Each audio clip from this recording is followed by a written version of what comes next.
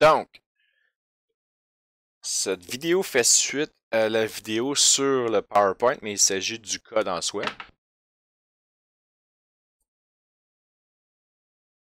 Donc, le projet actuellement, si vous avez fait la... Moi, je pars à partir du projet sur l'application 3 tiers. Donc, dans mon cas, j'ai la couche business avec mon Student Data Service, j'ai ma couche modèles avec les modèles, j'ai ma couche UI. Ce que je vais faire, c'est que je vais modifier la couche UI pour que, pour lui rajouter en fin de compte le, le, le- le modèle MVVM. Donc, je vais le modifier pour le MVVM. Donc, vous allez voir, ça va aller assez rapidement. Ce que je vais faire dans mon UI, j'ai un premier élément pour une bonne pratique.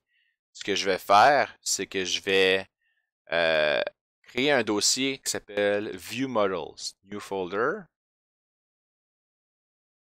View Models. À l'intérieur, ce que je vais faire ajouter une nouvelle classe. Je vais l'appeler Base View Model. Remarquez ici, j'utilise toujours le suffixe ViewModel. C'est une bonne pratique d'effectuer ça aussi en MVVM. C'est de rajouter en fin de compte le suffixe pour chacun des éléments. Donc, Base View Model, je fais Add. Mon Base View Model, ce que je vais faire I, je vais implémenter iNotify Property Change. Contrôle point pour aller récupérer l'information. Contrôle point pour implémenter la méthode. Je vais aller retourner à ma window. Ce que je vais faire ici dans ma fenêtre, je vais aller implémenter mon onProperty change. Je vais aller récupérer mon onProperty change ici. Donc, récupérer mon onProperty change. Et c'est tout. Ah, pas vrai. Il faut que je corrige les petites erreurs ici, aller chercher l'information. Donc, dans ce cas ici, je devrais être bon. Donc, après ça, je vais faire un ménage, bonne pratique de faire un ménage dans les trucs inutilisés. Donc, j'ai mon Base View Model. C'est tout. Après ça, je vais générer dans mon code, je vais les récupérer en fin de compte, je vais les rajouter. Dans ce cas ici, c'est une liste d'étudiants que je veux afficher. Fait que ce que je vais faire une nouvelle classe. Je vais l'appeler par exemple Students avec un S parce que c'est une collection d'étudiants que je veux montrer. Donc, Students View Model. OK. Donc, Students View Model, que lui va hériter de Base View Model. OK. Donc, j'hérite de Base View Model. Je peux fermer mon Base View Model parce que je ne l'utiliserai plus. Par la suite, ce que je vais faire, c'est que dans ma main window, je vais tout simplement copier. Faites attention pour ignorer le constructeur. Je vais tout simplement copier, en fin de compte, mes propriétés. Students View Model. Clique comme ça. Il va y avoir des erreurs évidemment. Donc, le iData Service, je vais aller les récupérer. Contrôle point, on va aller récupérer le iData Service. Observable Collection, je vais aller récupérer l'Observable Collection. Students, n'oublie pas, c'est toujours contrôle point. Et je devrais être bon pour éliminer les erreurs. Je vais faire un petit ménage dans mes using. Et voilà. Donc, je vais aller récupérer ça. Je vais aller récupérer mon init values. Init values.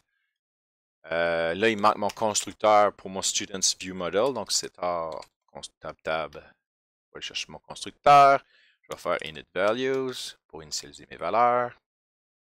Je sauvegarde ça. Dans ce cas ici, par la suite, est-ce que j'ai d'autres choses à aller récupérer? Je n'ai plus rien à aller récupérer. Donc, je vais effacer mes différentes fonctions ici. Différentes choses que je n'ai pas besoin. Pour l'instant, ce qu'on va faire, c'est que je vais effacer les éléments qui concernent les boutons. Okay. Mon écran a gelé.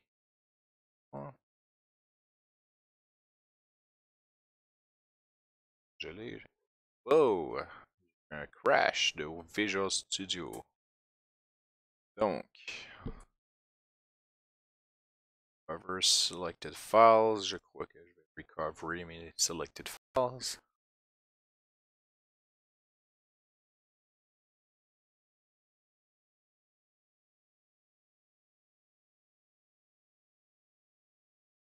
Load. Celui-là, je vais le mettre sur pause. Donc, j'ai récupéré mes choses. Dans ce cas ici, j'ai mon... Qu'est-ce qui est planté? Juste m'assurer que tout est correct. Ok, j'ai mon Student View Model qui est ici. Lui est correct. J'ai mes choses. Mon main window, ce que je voulais faire, c'est de supprimer. Je vais supprimer mes éléments qui sont inutiles maintenant. Je vais supprimer ça. Supprimer mon iNotify Property Change. Je vais supprimer mes étudiants.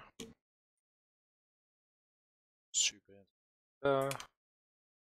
Et voyez-vous, ce que je viens de faire, c'est que je viens d'éliminer bien des trucs.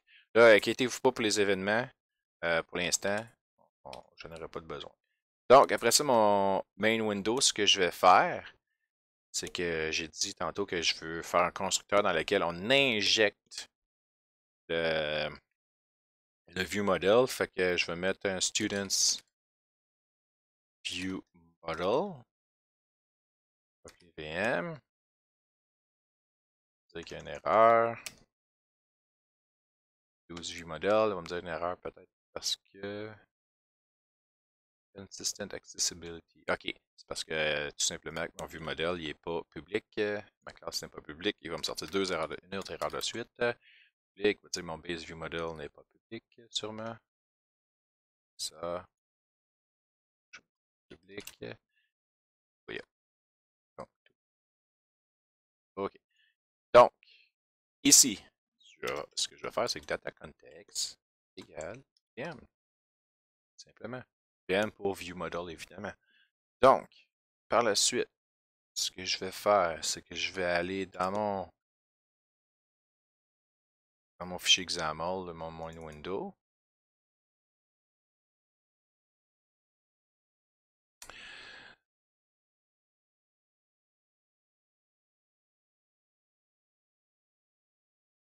Et donc, dans mon fichier XAML, ce que je vais faire, c'est que je vais retirer mon data binding parce que je n'ai plus besoin à cet endroit-là.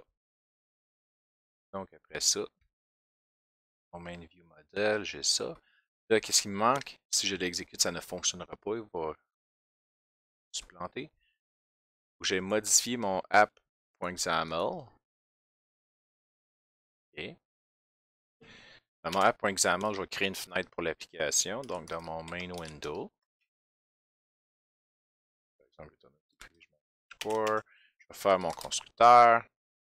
Dans mon constructeur, je vais faire main. Non, c'est pas vraiment tout, c'est students. View model, new students model, clic, il va dire hey, je le trouve pas, donc je vais le récupérer. Je m'en vais à la fin, prochaine ligne, je vais dire WND égale main window, mais il n'y a plus de constructeur de base. Donc, ce que je vais faire, c'est que je rentre un view model dedans, puis tout simplement WND.show. Si j'exécute, théoriquement, oh, j'ai oublié quelque chose. Dans mon app.xaml, je crois que oui.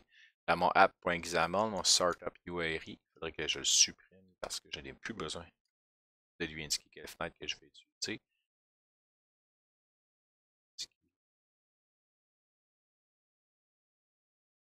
OK. Donc, c'est ça. On va compiler l'application. Failed. Ah, OK. Oui, j'ai oublié dans mon main window de retirer les boutons clic, etc. Donc, je vais les supprimer. Clic, puis après ça, je crois. Je recompile.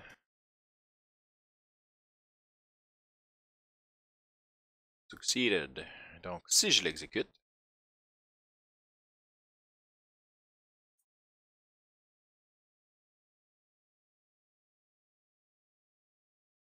et voilà.